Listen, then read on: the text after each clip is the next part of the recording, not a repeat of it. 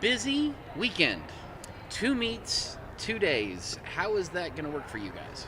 Well, it's an exciting weekend because we have about 20 schools on Friday, along with multi-eventers on Friday morning and Saturday morning. But then on Saturday, we only have about 10 or 11 schools. So it's an opportunity to let a lot of the mid-majors run and come to this facility. We're just getting knocked down with people wanting to come, and we want to give them an opportunity.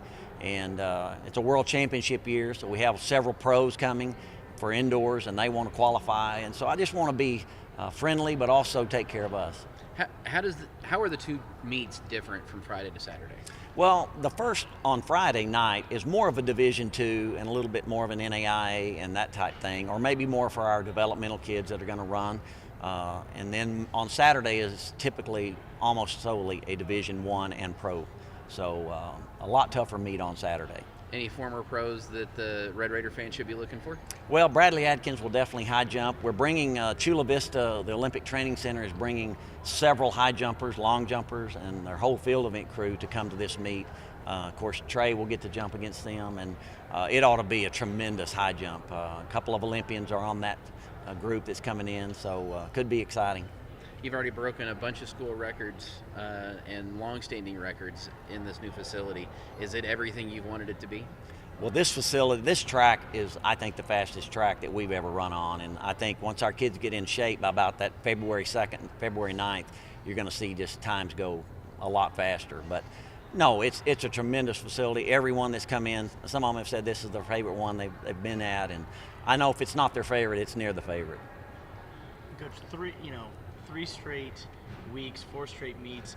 Obviously, you have to travel at some point, but how's it been compared to other, like last year where everything's on the road, but to really start the year and host so many things home, what does that really do for the team overall? Yeah, last year we were 10-hour bus ride down and 10-hour from Arkansas. Then we go to A&M, 8 hours, and then we go to Nebraska. I mean, I told the kids in the meeting, this is a great opportunity for us to stay rested. We're not getting beat up during the indoor season, and we get to sleep in our own beds. We get to come out 2 hours before our event to show up to compete. It's a blessing. It's just a great opportunity for our kids to stay at home. We know this facility better than any. We'll get better at it, and it's tremendous advantage, I believe. That being said, we talked last week how you had that first one in here. Are you even happier now that you've seen 2 events in here, and what have you really seen from the team now being at home 2 weeks? Yeah, I see our team getting more comfortable with the facility and also just the crowds. I think has really helped us. When you have 1,200 people here, 1,500 people here during the Corky Classic, it makes a big difference to our kids. They know that they're yelling for them, and it's an opportunity to run at home and protect their house in a sense. So I think it's such a positive there. How many, or who are some of the Division I schools that are coming? Texas is coming back, and Oklahoma's coming for the first time, and then we've also got UTEP, who's got a 145 half miler that's leading the country and leading the world. That's going to be here for the 800 meters. We have Abilene Christian Incarnate, where we have some mid-majors, but the 3 big Big 12 schools are. I haven't seen Oklahoma live. They have a 7, nearly 4 high jumper that's in that field. It's going to be great to see their team and kind of get a feel for them. Did you recruit that UConn, Oklahoma kid, the high jumper you were talking about? We did, but he wanted to stay at home, and that's his hometown, and we understand that. So we have one of those too that's pretty good. So. Yeah. You mentioned that people are really wanting to come here. I assume obviously some schools put you on their schedule at the beginning of the year. Are there some schools that you've added, say, to this meet in the last few days? Not in the last few days. We feel like we're about maxed out. We have allowed some pros. We let one girl in an hour ago in the multi. Everyone's hearing about us having this great multi with NCAA champion coming and a great field, and so it's incredible, this field for boys multi and girls multi, the best ever that we've ever been in. So it's really special. But Oklahoma didn't come to the first one, and they're already calling saying, put us down for 2 meets next year. And Baylor, we wish we hadn't have motels. We would have gotten out of Arkansas. So put us down for the February 9th and 10th next year. I'm getting more of that once they've come. TCU, we're coming 2 or 3 times next year. So I think we're going to be turning people down. Did Texas schedule to be two of your first three originally? Or? First two. Texas is scheduled for the first two, or these two. And so we'll see where they want to go next year again. But I don't want to see our Big 12 every week, but I will allow them to come 2 or 3 times. Is Kendall Williams still coming, you said, on the... Kendall is coming, yes. And So, what about Will Clay? Will Clay is coming, but is only going to run the 60. He's not going to triple He's jump. not gonna jump? No. But, silver medalist, that would have been a great thing. But he's in early training, and he's already met the standard, so he doesn't have any pressure on him for the World Championships. Who are some of the high jumpers that you were alluding to? Well, of course, Bradley made the Olympic team, and then the kid from Ole Miss, Ricky, I believe the 2 Olympians are them. And then, I think there's 6 guys over 230 meters. So in various times of their career have jumped well, and they're all training at this Olympic Training Center. So a great group. Anything else? How does that work with the pros wanting to come and compete? Do they call you? Is it through tech? How does the nuts and bolts of that work? They do, and our pro kids and our great kids, they all know. And so when we put up 7 3/4, people get thinking, wow, this facility must be great and in the competition. But Bradley also is a big recruiter of these pro people that went to the Olympic Games with him. But they call us, and it's a world championship year. It's a very different year indoor, so it's real important for them to compete and also get sharp and qualify. So that's one reason we're getting a lot of attention this year. Busy weekend for you. What's your plan for Friday or Saturday? I'm competing Friday, and I'm doing the pentathlon.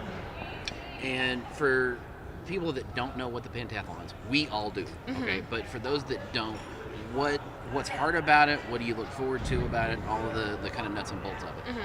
Okay, so the pentathlon is 5 events, and it's comprised in this order of the 60 hurdles, high jump, shot put, long jump, and 800.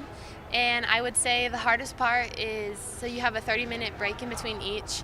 And honestly, the hardest part would be if it's just not going how you plan. You got to shake it off. You have 30 minutes to get ready for the next one, because if you let it affect you, it's going to mess up your whole multi. So it's just staying focused, staying driven, and not letting the factors affect you, and just getting ready to go on to the next event, no matter how good or bad the previous one went. Since you're mainly a jumper, a sprinter, hurdler type, how much do you work on, say, shot put for the multi? That is definitely one of my weaknesses. So we try to work on that once or twice a week.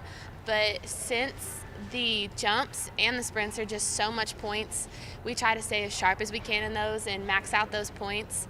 And get better in the shot put, but also it kind of like it's not the end of the world if it doesn't go that great, because you don't lose as much points. So if I can gain more ground in those, that will make up for whatever I per se don't do in the shot. How has it been to be, as an athlete, to get to practice here and compete here week after week instead of traveling? For me, it's been the best thing, because last year, traveling for indoor season, I felt like before the meets even started, I was worn out, because traveling makes my body sore and it beats me up. So just being able to train on the surface, be here for practice every day, and then like have our Thursday practice and then compete on a Friday, or have Friday practice and compete on a Saturday, it's so much easier, just because you take out the traveling aspect and you stay fresh and just loose and ready to compete. How pleased were you with what you did last Friday, I guess? I was pleased with the hurdles, absolutely, just to come do a PR in the prelims and the finals. Kayla is an amazing hurdler, and I think if I could even start practicing with her, that's just going to pull me and the other multis along so far, just because she's such a powerful hurdler and she's so fast. Long jump was an indoor PR. I just think that was like a long time coming of what I've expected from it, so I'm just going to keep pushing on that and hopefully just raise the distance on that one. You surprise yourself at all to get a PR this early in the season, or is it just you had a fall season to kind of train, or you had to throughout the fall to kind of train? Do you feel kind of like you're, say, mid-season form even this early? Yeah, I would say that I'm expecting it, just because this fall I think was different from any of my other falls. I just put in so much hard work, and there's so much different about it, and it's just like it's your junior year. By now you've been in the program, coming up on the 3rd year. You know what to expect, you know what to do to be great. So I bought into everything, and and the first meet is like a lot, like Coach Kitley says, it's knocking off the dust, and it's also finding yourself where you're at and compared to the fall and just moving on forward from that. So I say because I had a good first meet, after taking off from that of last week, I'm just ready to just knock down any barriers or anything standing in my way. I'm expecting it because I've trained for it. Something you feel like you know this year, now that you're an upperclassman, that maybe you were not as aware of a year or two ago that's helped you improve? I would, yes. With the years, I definitely say comes knowledge.